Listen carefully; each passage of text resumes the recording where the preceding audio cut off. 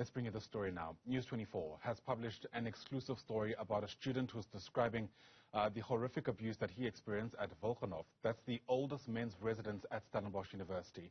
So it's alleged that students were assaulted in 2 rooms at that residence. The first in a so-called disciplinary room where initiation was carried out by the disciplinary committee.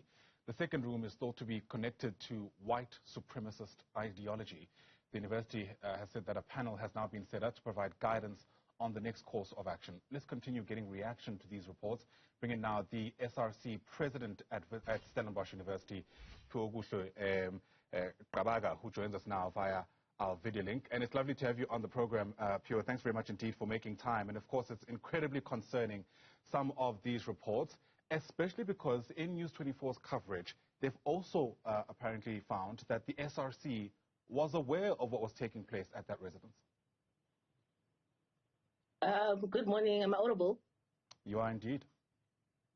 No, good morning. Thank you for having me. Good morning to you and your viewers, actually. Thank you for having me. Just to quickly clarify there, the 2 rooms, one of them was the disciplinary room, and then the other one was the archives room. So they stored a lot of the things there. And then in terms of now the story that has just hit with the SRC, I think it must also remind the public that SRC elections happen each and every single year.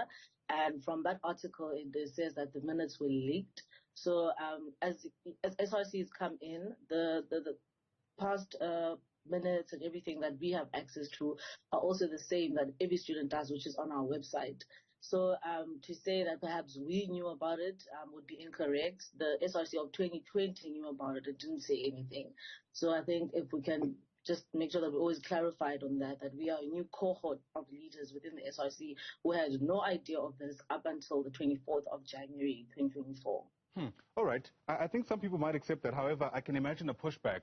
There should be some kind of handover that's taking place. So is your, let's call it a stance now, that as the current administration of the SRC body at Stellenbosch University, there was no kind of warning, communication from your predecessors around what might be taking place at that residence? No, there was nothing at all. So right. The handover is very sort of standardized. So you hand over templates of minutes, you hand over, things that you did in your portfolio and stuff. So what was discussed, perhaps we don't even know if it was discussed at the SRC executive meeting or the general SRC meeting. So that's where we don't get those handovers. And most of the minutes that are typed and all these meetings are done on the secretary's laptop. So if they choose not to hand over anything, then, there's nothing pretty much that they can do about that. So yeah, that's our handover process. And in terms of our stance now this year is because we had no idea of that. We just found out as well this year, and we were just as shocked as well that, it was brought to the attention of the Student Representative Council.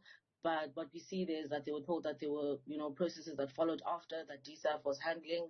But I think they should have at least been more out there and honest and transparent with our students.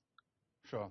For those of us who are not at Stellenbosch University and have never set foot there, it's a bit difficult to wrap our heads around how something like this can go on, presumably for this long, without being detected. So paint the picture for us. Tell us a bit more about this residence and what you know about how easy it is to conceal what was apparently taking place there.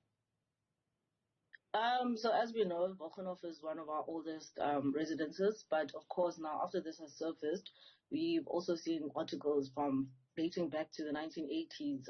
So that residence has been toxic and problematic throughout the years. So it appears that there's nothing new that goes on there.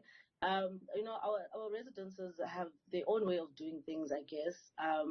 And the HC and the prim and staff are more in charge of a residence there, and a residence head would rather just oversee things. So I think it will become very easy for them to consult this, to keep this, because when we were questioning if you had known about these things dating back to 2020, then why didn't you persist in opening those rooms?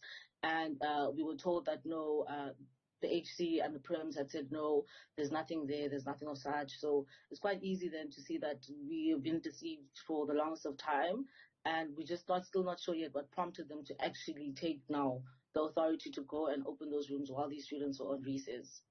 So we'll still all those answers which you hope to get on Monday. Right. That was going to be my next question. Has there been any kind of communication, for example, from the Vice-Chancellor, who was said to be around at the time when those leaked minutes were actually put together? I mean, the allegation here is that he knew. Sorry, you broke up there. Could you please repeat that? Sure. I was asking if there's been any kind of communication from the Vice-Chancellor of the university, because according to that report around the minutes, he was aware of what was taking place back in March 2020 when they were put together. No, we haven't received any communication from our rectorate, but we are sitting a meeting with them tomorrow at 3 p.m.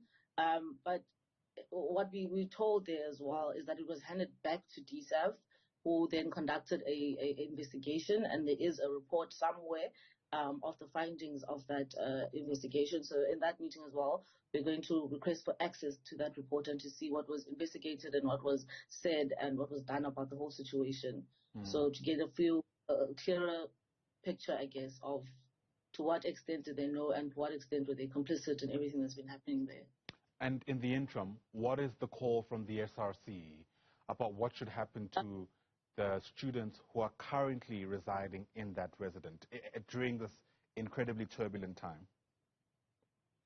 For us, that is one of our biggest concerns. Is obviously the first years that are coming in. We have called that a suspension or temporary hold on the current residence committee or house committee. So to put in an alternative interim HC. Believe that if that's not possible, then the students, they should be allocated to other residences through this process of welcoming. So not necessarily that they'll stay in those residences, but at least that we don't know for sure if these cultures are still continuing or whatnot. And I think it's only fair to believe that they need to step down while pending investigation. And there needs to be an interim HC to ensure that at least these first years have a welcoming experience that, is the same as others. And yeah, that's all we can hope for right now. And obviously the protection of the staff members that were involved in packing up those rooms.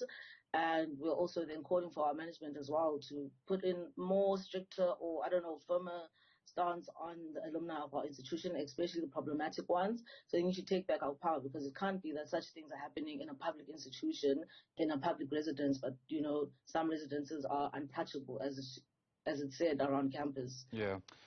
The greater context here, of course, Pio, is that this is yet another controversy at Stellenbosch University that has ties to some kind of racial discrimination, et cetera, et cetera.